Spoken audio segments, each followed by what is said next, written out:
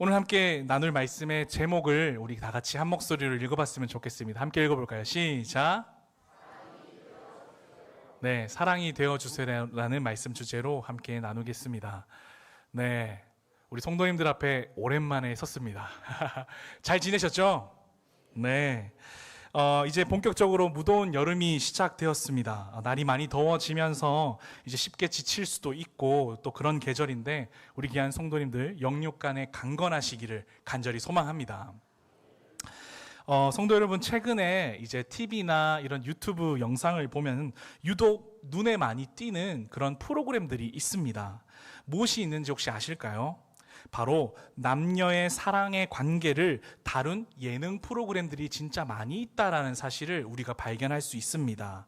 어떤 솔로 남녀들이 이제 결혼하기 위해서 모이는 프로그램들도 많고, 한 번도 연애를 해보지 못한 흔히 모태솔로라는 그런 청년들이 나와서 또 연애를 위해서, 사랑을 위해서 함께하는 프로그램들도 있고요. 그리고 가족에 대한 프로그램들도 있습니다. 이제 이혼을 이제 코앞에 두고 이혼 숙녀라는 그런 프로그램을 통해서 가족이 좀 회복되기를 원하는 그런 프로그램들도 많이 있습니다. 하물며 돌싱들, 이혼했던 그런 분들 또한 그들을 이야기를 다룬 방송 또한 많이 볼 수 있습니다. 채널만 돌리면 온통 사랑과 갈등, 이별 이야기로 가득하다라는 사실을 우리가 발견할 수 있는 거죠. 그런데 이러한 방송을 가만히 보고 있으면 참 마음이 복잡해집니다. 특히 갈등을 겪는 부부들이나 남녀의 모습을 보면 전혀 다른 세계에 살아온 두 사람이 만나서 가정을 이루고 그 관계를 유지하면서 살아가는 것이 얼마나 어려운 일인지를 깨닫게 된다라는 것이죠. 그 이유가 뭘까요? 사랑이라는 게 너무나도 어렵기 때문이다라는 것입니다. 프로그램에 나오는 사람들을 보면 다들 상대를 사랑하지 않아서 싸우는 것이 아닙니다. 오히려 사랑하기 때문에 많이 싸우더라고요. 나는 너를 사랑해서 너를 위해서 하는 말이야 라고 하면서 남들에게 상처를 주기도 하고요. 반대로 내가 말실수를 할까봐 상대에게 상처를 주면 어쩌지 라는 그 두려움 때문에 마음을 닫아버리고 사랑을 제대로 표현하지 못하면서 나아가는 경우도 보게 된다라는 것입니다. 세상이 말하는 사랑, 또 내 힘으로 하려는 사랑은 이토록 서툴고 아플 때가 참 많이 있다라는 것입니다. 세상 사람들도 이렇게 사랑 때문에 울고 웃으며 고민하는데 하물며 우리 그리스도인들에게 사랑은 얼마나 더 중요하겠습니까? 우리는 사랑을 잘 나눌 수 있어야 합니다. 그리고 사랑을 아낌없이 베풀 수 있어야 합니다. 왜냐하면 우리가 믿는 그 하나님이 사랑이시기 때문입니다. 제가 오늘 말씀 주제를 사랑이 되어주세요 라고 잡은 이유가 바로 여기에 있습니다. 저 역시 삶 속에서 사랑을 나름대로 실천하기 위해서 굳은 다짐을 하고 마음을 먹지만 막상 제 삶의 자리에서 제 자리로 돌아가다 보면 실수하는 모습들이 참 많다라는 것을 저 스스로 깨닫게 됩니다. 몇 개월 전에 제가 어머님을 뵈러, 가족을 뵈러 부산에 내려간 적이 있습니다. 오랜만에 어머님을 만나 뵙고 가족들과 좋은 시간을 보내는데요. 대한민국 어머니의 특징이 무엇입니까? 끊임없는 잔소리가 있다는 거 아니겠습니까? 제가 어머니 얼굴을 이렇게 마주 봤는데 잔소리가 끊이지 않는 겁니다. 밥은 잘 챙겨 먹냐? 잠은 잘 자고 있냐? 차 조심해라. 뭐 조심해라. 살 좀 빼라. 처음에는 그 어머니의 절절한 사랑이 느껴져서 네, 알겠습니다. 네, 잘 먹고 있습니다. 뭐 이런 식으로 잘 대답했습니다. 그런데 그 잔소리가 1시간, 2시간, 하루, 이틀, 와, 이렇게 되다 보니까 제 인내심이 바닥을 드러내기 시작한 겁니다. 너무나도 피곤한 나머지 제가 못 참고 어머니에게 딱 두 단어 표현을 했습니다. 경상도 표현입니다. 아, 좀! 이 표현에는 많은 의미가 담겨 있는 거죠. 근데요, 그 한마디에 집안 공기가 순식간에 얼어붙었습니다. 제 거친 말투에 어머니는 단단히 마음이 상하셨고 큰 상처를 받으셨습니다. 그러다 보니까 그렇게 하고 나서 하루 동안 저에게 아무 말도 안 하고 저의 얼굴도 보지 않고 하는 어머님께서 속상해서 삐지신 경우가 있었습니다. 그때 마음속으로 아차했습니다. 말로는 하나님의 사랑을 외치고 예수님의 사랑을 닮아가겠다고 다짐해놓고 정작 내 삶에 가장 가까운 그 가족, 그 어머니 마음조차 헤아리지 못하는 모습이 내 모습이구나 생각하면서 아직 나는 멀었구나라는 생각을 하게 된 것입니다. 그러면서 저에게 간절하게 소망을 품게 했습니다. 어떤 소망이냐면 사랑이라는 그 하나님의 그 존귀한 가치가 머리로만 아는 이론이 아니라 내 말과 행동 안에 좀 스며들었으면 좋겠다라는 소망이 제 마음 가운데 품게 되는 겁니다. 억지로 쥐어짜는 그런 의무감의 표현이 아니라 의식하지 않아도 내 말에 사랑이 나오고 의식하지 않아도 내 행동에 사랑이 나와서 많은 사람들에게 그렇게 자연스럽게 사랑을 흘려보낼 수 있으면 얼마나 좋을까라는 생각을 저 안에 하게 되는 거죠. 우리 여러분들도 그렇습니까? 네. 사랑하는 성도 여러분, 오늘 이 예배를 통해서 우리의 서툰 이 사랑의 표현들이 좀 성숙해지고 예수님을 닮아가는 귀한 시간이 되기를 소망합니다. 그래서 내 신앙이 있기 때문에 사랑하는 것이 아니라 내 몸에 배어 있어서 사랑을 나눌 수 있는 그런 넉넉한 마음이 우리의 마음이 되기를 소망합니다. 아멘. 그런 의미에서 우리가 본문을 함께 살펴봤으면 좋겠습니다. 오늘 본문에 보시면 제자들과 예수님이 세족식을 하는 장면이 등장합니다. 그 자리 속에서 어떤 일들이 벌어지고 있는 걸까요?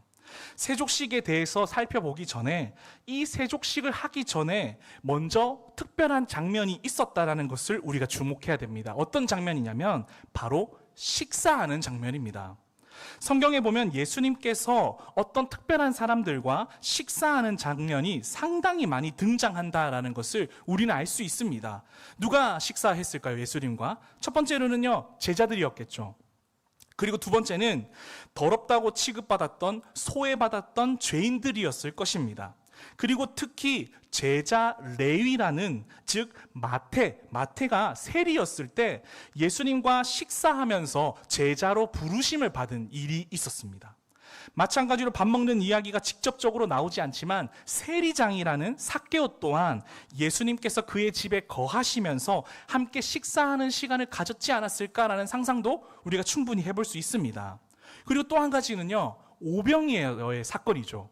예수님과 수많은 무리의 사람들이 함께 식사하면서 예수님이 그들을 먹이는 장면 또한 우리는 발견할 수 있죠. 그리고 또 한 가지는요, 베드로입니다. 베드로가 예수님을 3번이나 부인하고 도망쳤을 때 주님께서 다시 찾아가셔서 무엇을 준비했죠? 조반을 준비했습니다. 아침을 준비하셔서 예수님께서 그와 함께 먹으면서 회복시키는 장면 또한 있다라는 것이죠. 신약뿐만 아니라 구약에도 보면 이렇게 하나님께서 먹이시는 장면을 볼 수 있습니다.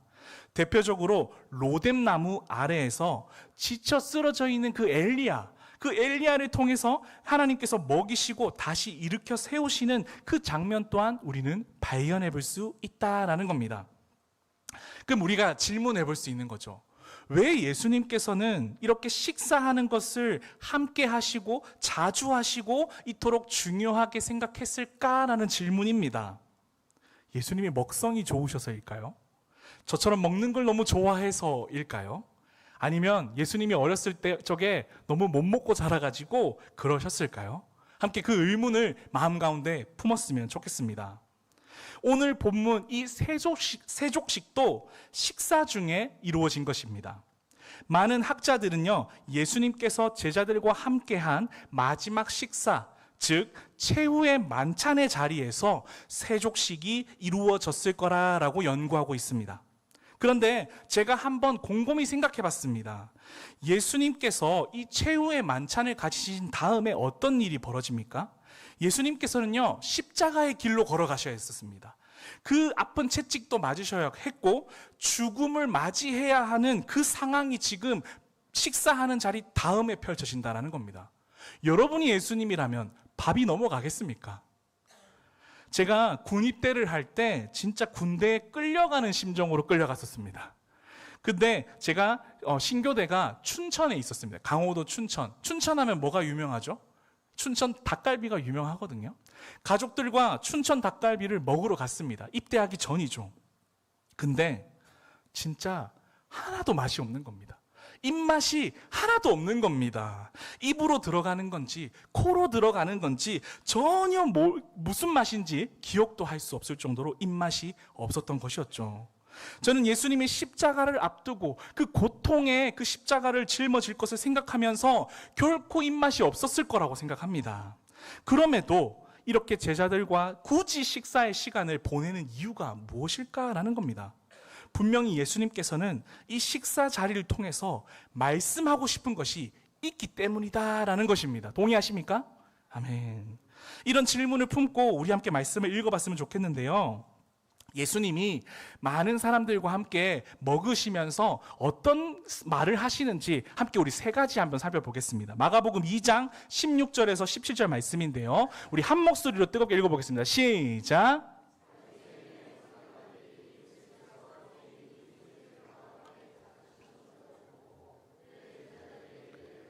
어찌하여 세림이 죄인들과 함께 먹는가? 예수께서 들으시고 그들에게 이르시되 건강한 자에게는 의사가 쓸데없고 병든 자에게야 쓸데가 있느니라. 나는 의인을 부르러 온 것이 아니요 죄인을 부르러 왔노라 하시니라. 네, 이렇게 말씀하셨습니다. 지금 세리, 그러니까 레위라는 그런 제자를 부를 때 이렇게 말씀하셨었고요. 이번에는요, 삭개오를 만나는 장면입니다. 우리 누가복음 19장 9절에서 10절 말씀도 함께 읽어보겠습니다. 시작. 예수께서 이르시되 오늘 구원이 이 집에 이르렀으니 이 사람도 아브라함의 자손이므이로다. 인자가 온 것은 잃어버린 자를 찾아 구원하려 함이니라. 아멘. 자, 또 함께 이제 마지막으로 읽어볼 것은요, 세리와 죄인들을 가까이 하실 때, 바리새인들이 수군거릴 때 했던 예수님의 말씀인데, 누가복음 15장 2절과 5절, 6절 말씀을 함께 읽어보도록 하겠습니다. 시작. 바리새인들과 서기관들이 수군거려 이르되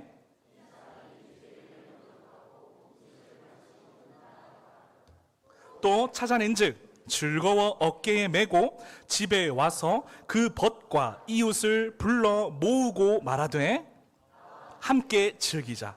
나의 잃은 양을 찾아내었노라 하리라. 아멘. 네, 너무 잘 읽어주셨습니다. 자, 이렇게 세 가지 배경의 말씀을 한번 읽어봤는데, 예수님께서 죄인들과 함께 식사하시는 이유를 우리가 세 가지를 요약해 볼 수 있을 것 같습니다. 첫 번째는 죄인을 부르러 왔다라는 겁니다. 식사하는 이유가 죄인을 부르러 왔고 죄인과 함께 하기 위해서 식사하셨다라는 겁니다.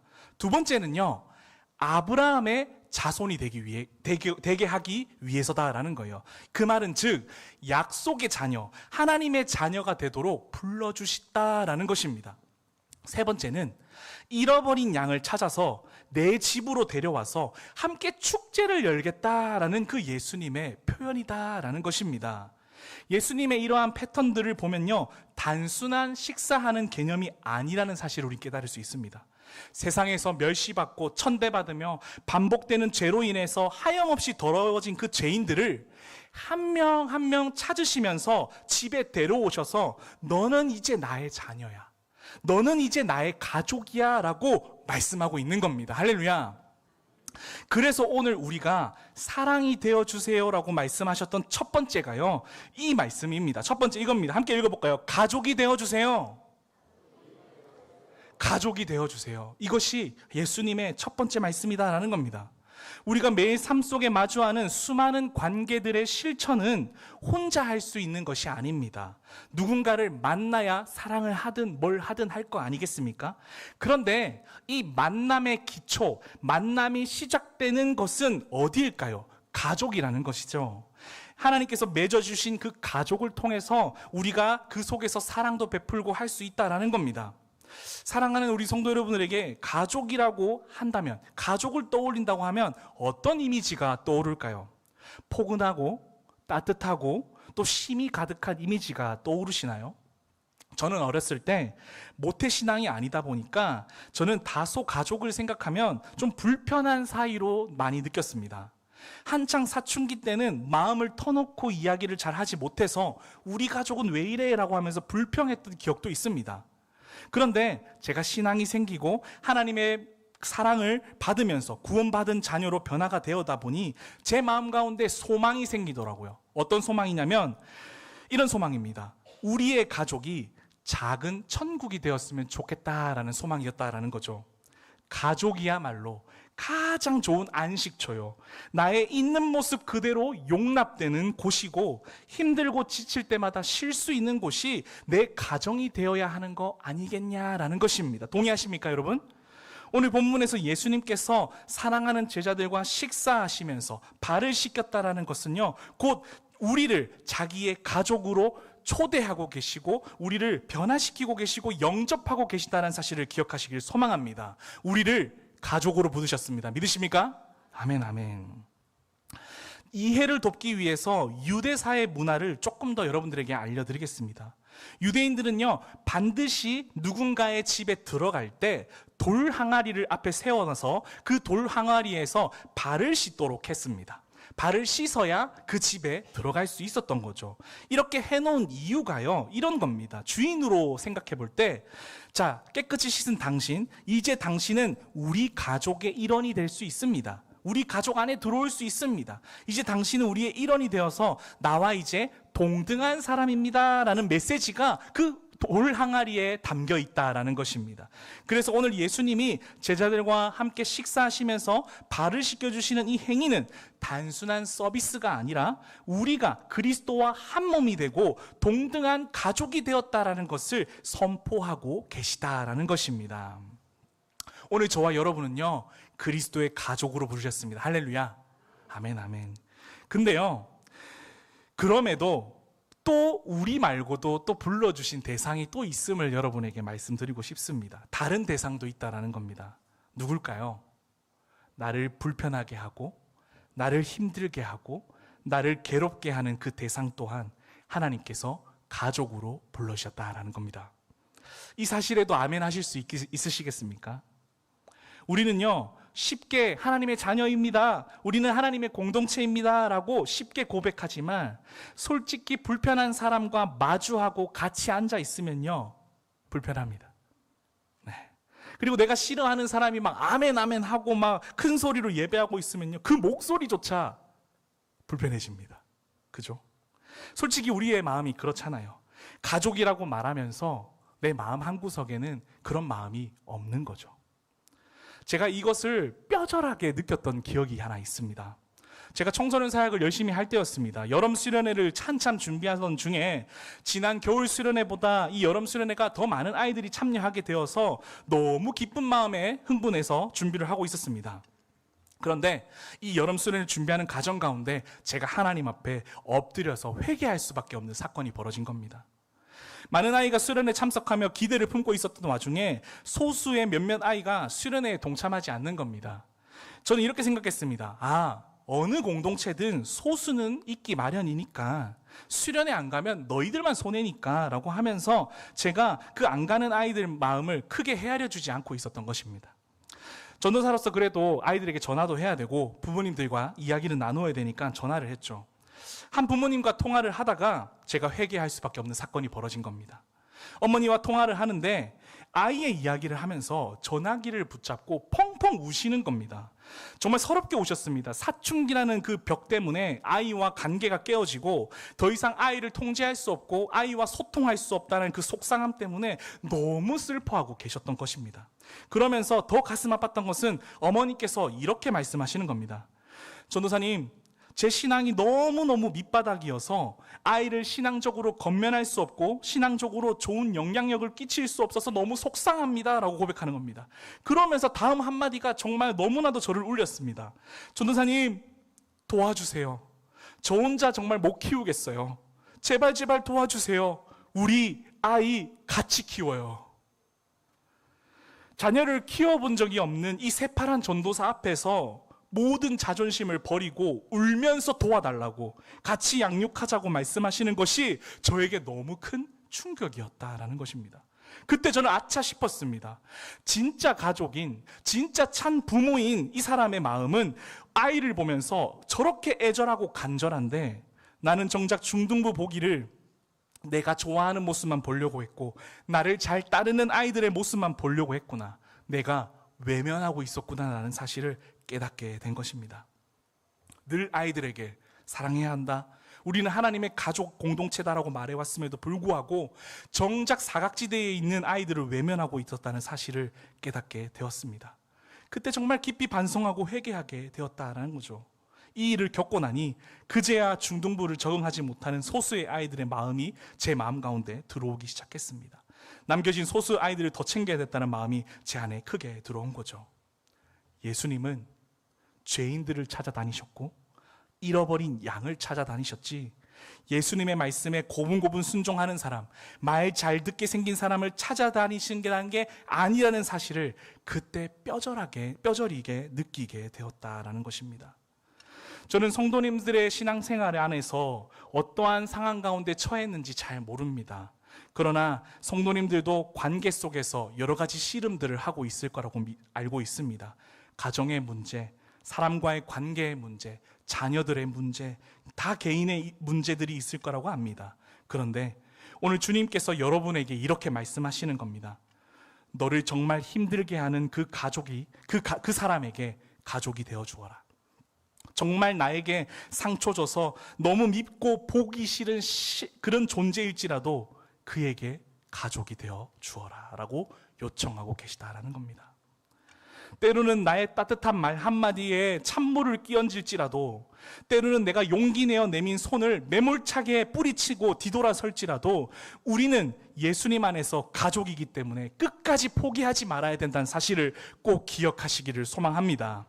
이것이 잘 실천되려면 한 가지 우리가 더 고민해야 합니다. 여러분 삶 가운데 혹시 믿음의 선배들이 있으셨습니까? 어떠한 믿음의 사람이 여러분들을 사랑해주고 기다려주셨던 기억이 있으십니까? 저는 여러분들 앞에서 참 부끄러운 이야기지만 저는 모태신앙이 아니다 보니 억지로 교회를 다녔었습니다. 중학교 1학년 되던 시절에 너희들은 이제 중학생 됐으니 어른 예배도 드려야 된다라는 그 누군가의 어른의 이야기가 너무 괴로웠었습니다. 그러다 보니까 저는 항상 예배당에 오면 제일 뒷자리에 앉아서 엎드리고 잠을 잤습니다. 그냥 대놓고 잠을 잤습니다. 그렇게 대놓고 잠을 자다가 담임 목사님께서 축도를 딱 하시면 그때 얼굴이 딱 듭니다. 그때 딱 얼굴이 들고 기도가 딱 끝나는 순간 저는 PC방에 달려갔던 사람입니다. PC방에 달려가서 그렇게 했던 사람이죠. 이랬던 제가 변화될 수밖에 없는 사건이 벌어진 것입니다. 어떤 일이 벌어졌냐면, 그런 제가였는데 교회에 정말 예쁜 누나가 오게 된 겁니다. 4살 많은 연상의 누나였습니다. 근데 그 누나가 우리 교회에 오게 되면서 맨날 동생들에게 신방 전화를 하는 겁니다. 어떻게 지냈냐, 뭐하고 지냈냐, 힘든 건 없냐. 너무너무 귀찮았습니다. 그리고 이 누나는요, 교회에 가면, 교회에서 만나면 맨날 안아주는 겁니다. 사실 중학생이 가오가 있지, 내 체면이 있지, 이렇게 안아주고 막 엉덩이까지 토닥여주는데 막 속은 좋으면서 막 싫은 티를 엄청 냈습니다. 못된 말도 막 했습니다. 누나한테 막 진짜 못된 말도 했던 그런 사람이었습니다. 그런데 또 이 누나를 또 한번 생각해 보면요, 이 누나는, 제가 이 누나를 떠올리면 잊지 못하는 장면이 있는데, 누나가 예배를 드릴 때마다 펑펑 울면서 예배를 드리는 겁니다. 저는 사실 아무것도 모르는 그냥 예수님 안 믿던 학생이었다 보니까 저 누나 우울증이 좀 있나? 저 누나 집에 무슨 큰일이 났나? 라고 생각하면서 그렇게 누나를 지켜봤습니다. 그런데 나중에 알고 봤더니 저를 포함해서 후배들을 위해서 기도하며 펑펑 울었던 것이었습니다. 하나님, 얘네들 만나주세요. 하나님, 얘네들 정신 차리게 해주세요 하면서 울면서 기도했다라는 것입니다. 그 누나의 사랑과 기도가 결국 저를 변화시켰습니다. 돌같이 단단했던 제 마음이 녹아내렸고, 하나님, 제가 잘못했어요, 저를 용서해 주세요, 저는 죄인입니다라고 고백하면서 예수님을 영접하게 된 사건이 저에게 벌어지게 된 것이죠. 제가 예수님을 만나고 그 사랑을 깨닫게 되면서 이런 생각을 합니다. 내 인생에 이런 선배가 없었더라면 내가 지금 이 자리에 있을 수 있을까? 쟤는 안 되는 애야, 쟤는 맨날 예배 시간에 조는데 어떻게 변하겠어, 쟤는 안 돼 라고 생각했던 어른들이 있었을지 모릅니다. 그러나 교회에 올 때마다 환영해주고 저를 안아주며 엉덩이를 두드려줬던 그 누나가, 선배가 있었기 때문에 제가 그 예수님의 사랑을 깨닫고 성장할 수 있게 되었다라는 것입니다. 제가 제 얘기를 이렇게 길게 나누는 이유가 무엇이겠습니까? 우리가 처음부터 믿음이 좋았습니까? 우리가 처음부터 성숙한 믿음의 자녀였습니까? 우리 모두는 믿음이 부족하고 연약한 사람들이었습니다. 누군가에게 상처 주기 쉬운 고슴도치와 같은 사람들이 우리 아니겠습니까? 그런데 우리를 위해서 눈물로 기도해 주는 사람이 있었다라는 사실입니다. 누군가가 우리가 하나님의 공동체, 하나님의 가족 안에 들어오기를 간절히 기도하면서 그렇게 나아갔던 사람이 있었기 때문에 지금 우리가 여기에 서 있을 수 있다라는 사실 동의하십니까? 아멘. 가족 안에서 작은 천국을 맛보기를 기도하셨을 것입니다.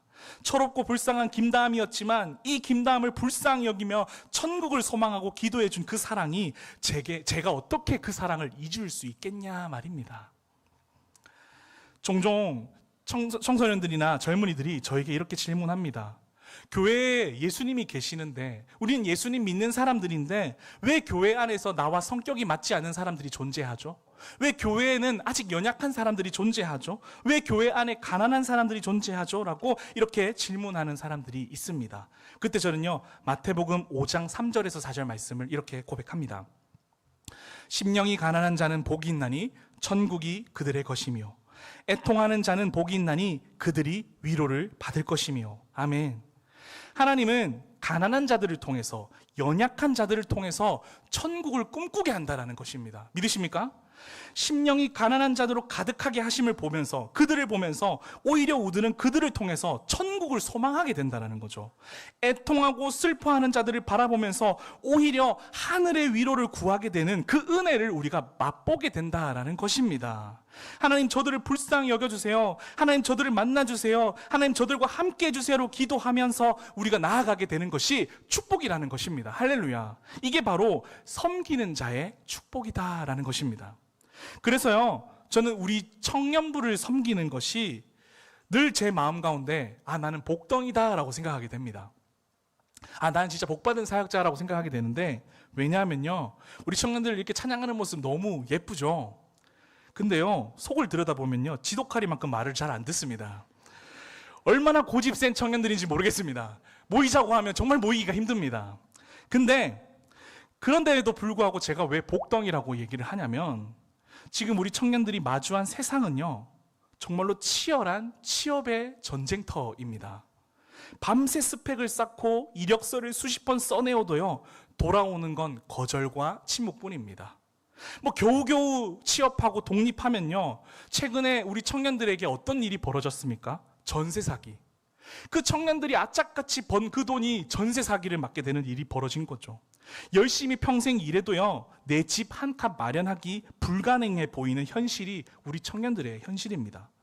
상황이 이렇다 보니까요, 사랑하는 사람을 만나서 가정을 이루고 결혼을 한다는 그 단어가요, 꿈꾸기조차 어려운 큰 장벽이 되어버렸습니다. 겉은 화려하고 멀쩡해 보이지만 속은 새까맣게 타들어가고 있는 것이 우리 청년들이다라는 것입니다. 그런데 역설적이게도 저는 우리 청년들이 흔들리고 아파할 때마다 제가 더욱더 기도하게 되면서 소망하게 되면서 하나님을 찾게 되는 것이 축복이다라는 것입니다. 청년들이 저를 더 기도의 자리에 들어가게 하고요, 청년들이 더 하나님을 바라보도록 저를 인도하게 한다라는 것입니다. 주님, 이 팍팍하고 무서운 세상 속에서 우리 청년부 공동체가 유일하게 안심하고 숨 쉴 수 있는 작은 천국의 가족이 되게 하여 주시옵소서. 이렇게 기도하게 되는 사실이 나에게 너무 큰 축복이다라는 사실입니다. 할렐루야. 아멘. 소망 없어 보이는 현실 속에서 오히려 천국을 더 갈망하게 하는 것, 그리고 청년들을 위해서 더 뜨겁게 부러질 수 있는 마음을 주시는 것, 바로 이것이 우리가 이 청년부 안에서 누릴 수 있는 가장 큰 복인 거죠. 사랑하는 성도 여러분, 가족이 되어주셔야 합니다. 어려운 사람들에게, 가난한 사람들에게, 나에게 상처를 준 사람에게, 나를 불편하게 한 사람에게 가족이 되어주셔야 합니다. 그것이 바로 우리 예수님의 뜻입니다. 예수님께서도 우리에게 가족이 되어주셨고, 우리를 가족 삼아주셔서, 우리를 자녀 삼아주셔서 그 속상한 일을 위로하시고 나를 회복시켜 주셨던 것처럼 우리 또한 그들을 받아내고 기다려주고 참아주는 역할을 감당하셔야 된다라는 것입니다. 할렐루야. 아멘, 아멘. 우리 함께 옆에 분들에게 가족이 되어드리겠습니다라고 고백할까요? 가족이 되어드리겠습니다. 두 번째입니다. 두 번째는요, 함께 읽어볼까요? 깨끗이 씻겨주세요. 네. 함께 우리 말씀을 읽어보도록 하겠는데요. 요한복음 13장 13절에서 14절 말씀입니다. 우리 큰 목소리로 읽어보겠습니다. 시작. 너희가 나를 선생이라 또는 주라 하니 너희 말이 옳도다. 내가 그러하다. 내가 주와 또는 선생이 되어 너희 발을 씻었으니 너희도 서로 발을 씻어주는 것이 옳으니라. 오늘 말씀의 핵심적인 내용이 바로 요 구절입니다. 그런데 이 구절을 조금 더 이해하기 위해서, 온전히 이해하기 위해서는요, 잠깐 앞의 내용을 함께 살펴봐야 되거든요. 우리 8절 말씀 한 번만 더 읽어보도록 하겠습니다. 시작. 베드로가 이르되 내 발을 절대로 씻지 못하리이다. 예수께서 대답하시되 내가 너를 씻어주지 아니하면 내가 나와 상관이 없느니라. 지금 세족식 중에 참 재미있는 대화가 오고 가고 있습니다. 장면을 하면서 상상해보면서 들어보십시오. 제자들이 일렬로 줄이 쭉 서져 있고 예수님께서는 대야에 물을 담으시고 허리에는 수건을 두른 채 한 명 한 명씩 발을 씻어주고 계십니다. 근데 베드로가 이 장면을 유심히 보다가 자기 순서가 된 거죠. 그런데 베드로가 이렇게 얘기합니다. 어떻게 주님께서 제 발을 씻겨주십니까? 안 됩니다. 그러면서 이렇게 표현합니다. 절대 씻지 못하리이다 라고 표현하고 있습니다. 여기서 절대로라는 말을요, 헬라어의 원어를 찾아보니 이런 말씀입니다. 영원히 안 된다. 되게 극단적인 표현이죠. 영원히 주님은 제 발을 씻길 수 없습니다 라고 거부를 하고 있다라는 거죠. 그러자 예수님은요, 그 베드로의 극단적인 표현에 더 강하게 말씀하십니다. 뭐라고 말씀하시냐면, 내가 너를 씻어주지 않으면 너는 나와 상관없는 존재야. 와우. 여기서 상관없다라는 표현은요, 네가 나와 함께 상속을 나누지 못하는 존재야라는 거예요. 그러니까 너는 나와 더 이상 교제할 수 없는 존재다라는 것을 아주 근본적이고 무서운 의미를 이야기하고 있습니다. 그래서 여기서 우리가 베드로가 절대 내 발을 씻기지 못합니다라고 왜 이렇게 이야기했을까를 함께 고민해 봐야 돼요. 유대사의 문화 속에서는요, 발을 씻긴다라는 것은 가장 낮은 신분을 가진 사람이 했던 행위입니다. 즉 노예나 종들이 했던 거죠. 그런데 지금 이 일을 누가 지금 하고 계신 거죠? 예수님이 하고 계신 겁니다.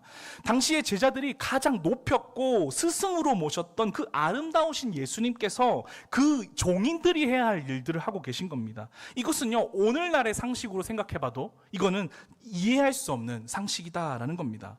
즉 예수님께서 그 당시의 유대 사회의 질서와 완전히 뒤엎으시고 완전 충격적인 그런 행동들을 하고 계신다라는 겁니다. 그러니 지금 베드로가 깜짝 놀라서 절대 안 된다라고 고백하는 거죠. 그런데요, 우리가 한 걸음 더 나아갔으면 좋겠습니다. 베드로의 깊은 속마음에 어떤 마음이 있었을까를 한번 추측해보자라는 거죠. 결론부터 말씀드리면 바로 이겁니다. 베드로가 생각하고 있고 베드로가 바라고 있던 천국과 예수님이 바라봤던 천국이 달랐기 때문이다라는 거예요. 설명해 드릴게요. 예수님께서 제자들의 발을 씻기는 모습을 보면서 베드로는 속으로 이렇게 생각했을지 모릅니다. 아니, 내가 모든 것을 다 포기하고 예수님의 제자가 됐는데 기껏 이런 종노릇하라고 지금 나를 부르신 거야? 베드로는 눈치가 좀 빨랐던 것 같아요.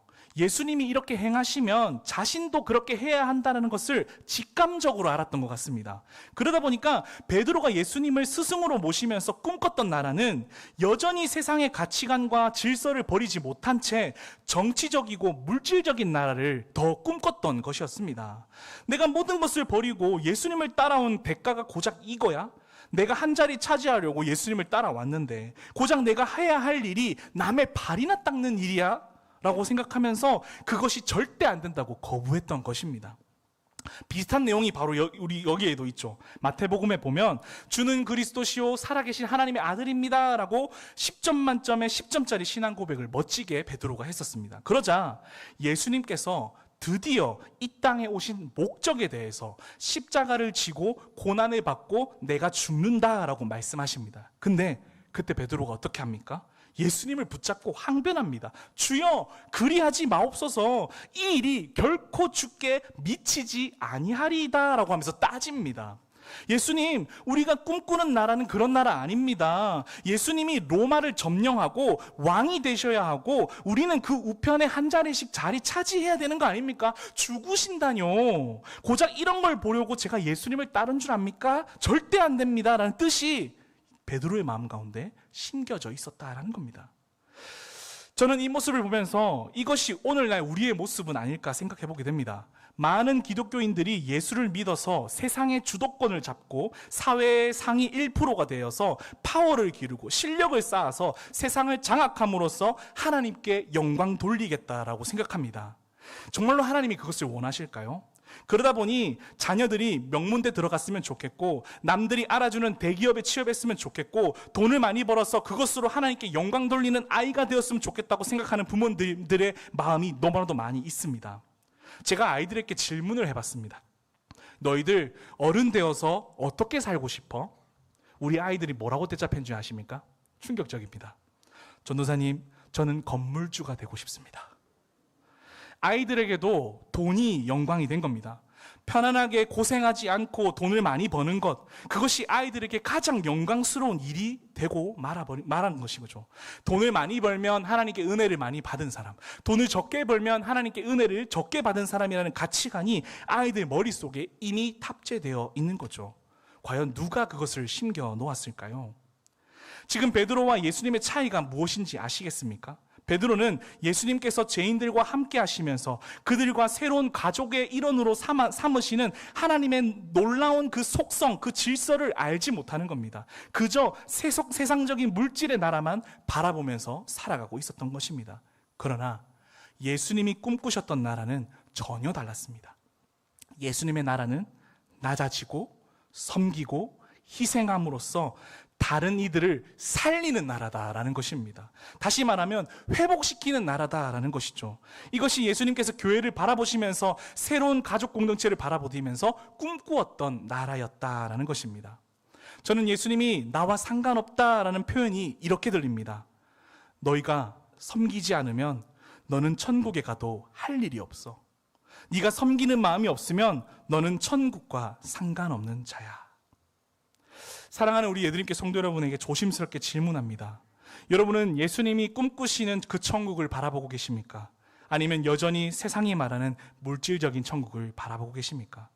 오늘 예수님은 가족으로 모인 우리에게 이렇게 말씀하십니다. 요한복음 13장 14절인데요. 우리 한 번 더 큰 목소리로 다 같이 14절 읽어보도록 하겠습니다.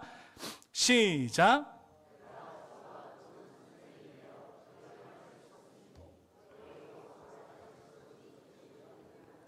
아멘.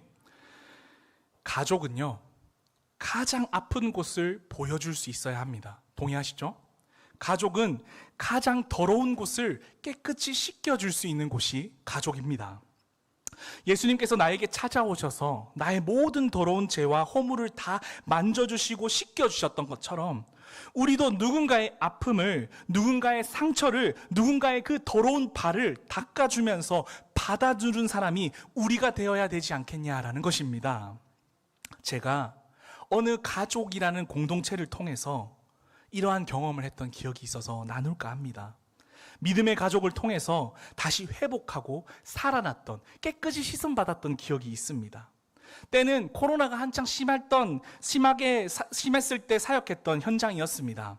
아이들과 직접 만나고 관계를 쌓고 소통하면서 신앙을 돌보는 것이 정말로 어려웠고 불가능했던 시기였습니다.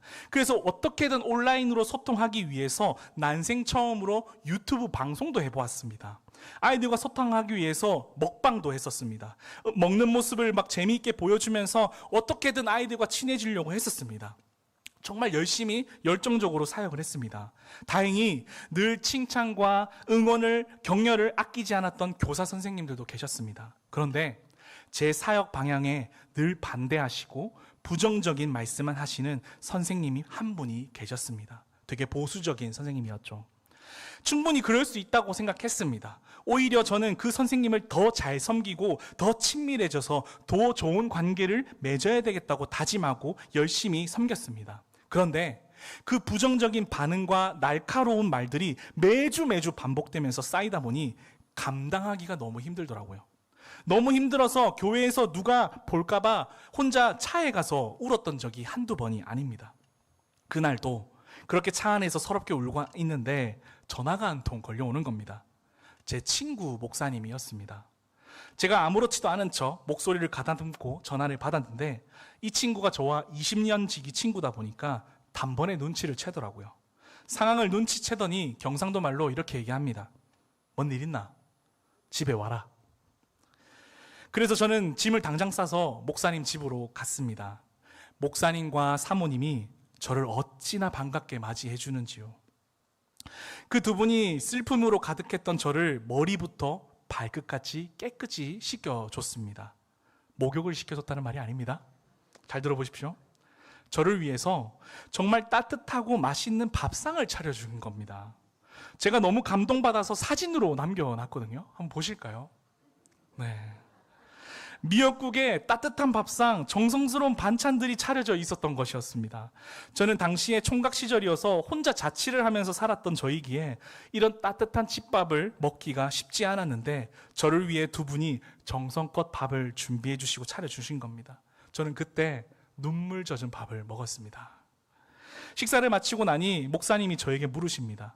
많이 힘드나? 뭐가 그렇게 힘든데? 한번 이야기해봐라. 그러면서 제 이야기를 묵묵히 들어주고 공감해주면서 정말로 큰 위로를 받게 된 것입니다. 다시 힘이 났을까요? 안 났을까요? 다시 힘이 막 솟아났습니다. 그러면서 상황이나 내 문제가 해결되지는 않았지만 나를 힘들게 하는 선생님은 여전히 계시지만 그 가족같이 함께 믿음의 사람이 나에게 베풀어주고 초대하고 대접하고 사랑을 흘려보내는 걸 경험하니까 다시 일어날 수 있는 힘이 저에게 회복된 것입니다. 그때 제가 깨달았던 사실이 있습니다. 섬김의 대접은 다시 예배로 나올 수 있도록 돕는다. 섬김의 대접은 다시 삶의 자리로 나아갈 수 있도록 돕는다. 섬김의 대접은 다시 일어날 용기를 얻게 한다. 마지막으로 섬김의 대접은요, 다시 사랑할 용기를 얻게 한다라는 것입니다. 그날 목사님 사택에서 받은 그 밥상은요, 저에게 예수님의 세족식과 같았습니다. 하나님의 가족으로 초대받고 섬김을 통해서 영원히 깨끗이 씻음을 받아서 다시 힘을 얻고 돌아갈 수 있는 그 은혜를 경험하게 되었다라는 겁니다. 사랑하는 예드림교회 성도 여러분, 가족으로 불러주신 그 이웃들에게 이 따뜻한 섬김과 베품을 꼭 나누시기를 간절히 소망합니다.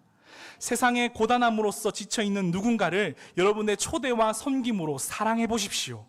그들은 여러분을 통해서 초대받아서 다시 사랑할 수 있는 힘을 얻게 될 것입니다. 그리고 다시 예배 자리로 돌아올 수 있는 힘을 얻게 될 것입니다. 그 은혜가 여러분들에게 경험되어지기를 간절히 소망합니다. 할렐루야. 아멘. 가족이 되어주시고 깨끗이 씻어주는 역할이 우리의 역할인 줄 믿습니다.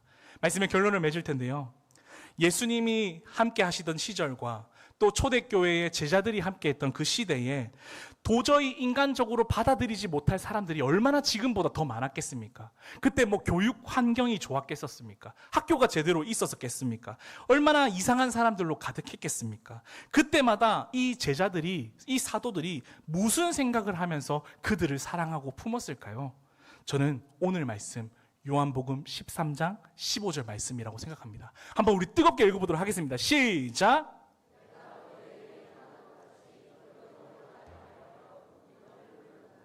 아멘. 예수님께서 우리에게 행한 것을 생각하면서 본을 보여주신 것처럼 나도 그렇게 살아가리라 하고 다짐하면서 그렇게 살지 않았겠냐라는 겁니다. 우리 또한 그렇게 섬기면서 살아가는 저와 여러분이 되시기를 소망합니다. 마지막으로 어느 유명한 목사님 말씀을 인용하면서 설교를 마칠까 합니다.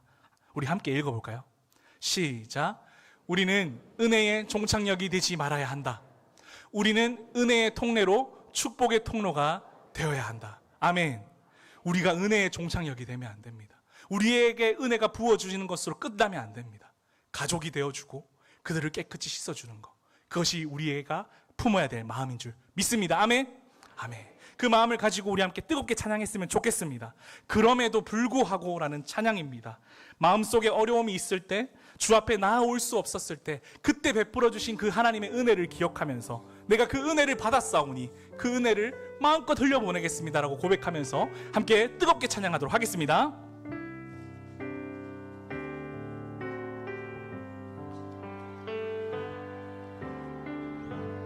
마음속에 어려움이 있을 때, 마음속에 어려움이 있을 때,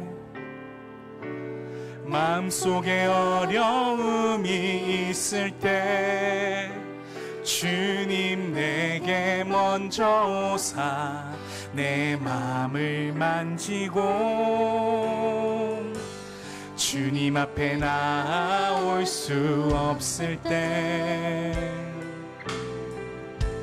주님 앞에 나올 수 없을 때, 주님 앞에 나올 수 없을 때, 주님 날 먼저 안으시네. 그럼에도 불구하고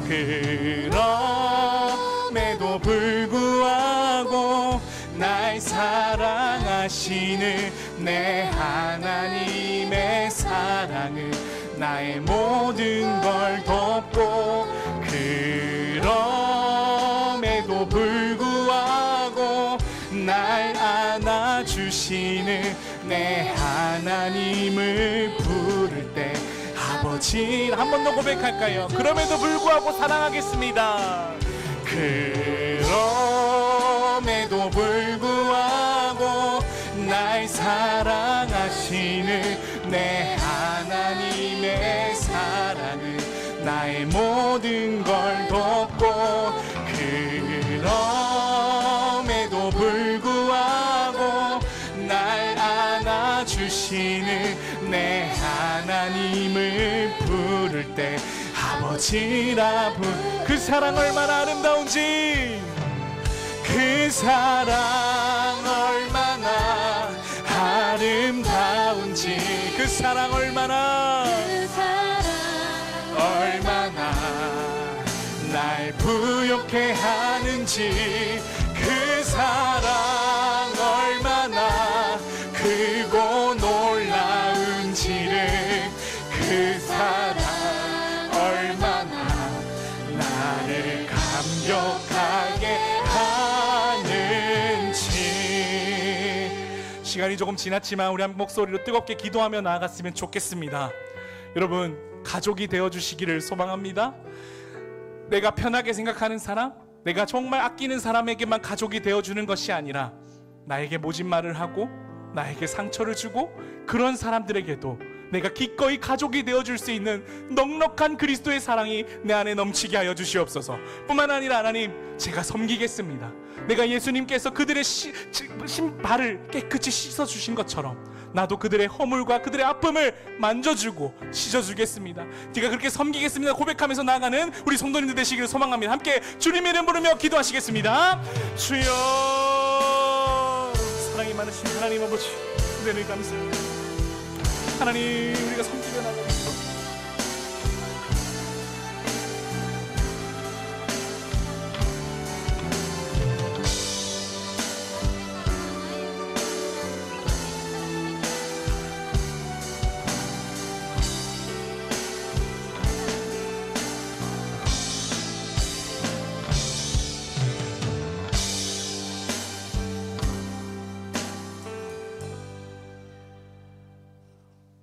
오늘도 우리에게 주신 그 놀라운 사랑을 가지고 또 많은 자들에게 사랑을 베풀고 섬김을 베푸는 귀한 성도의 삶을 살게 하여 주옵소서.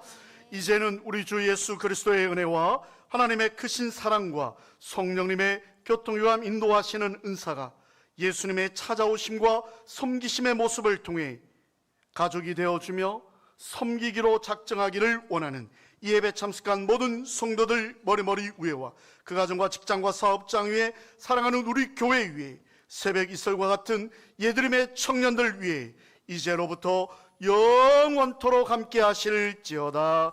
아멘.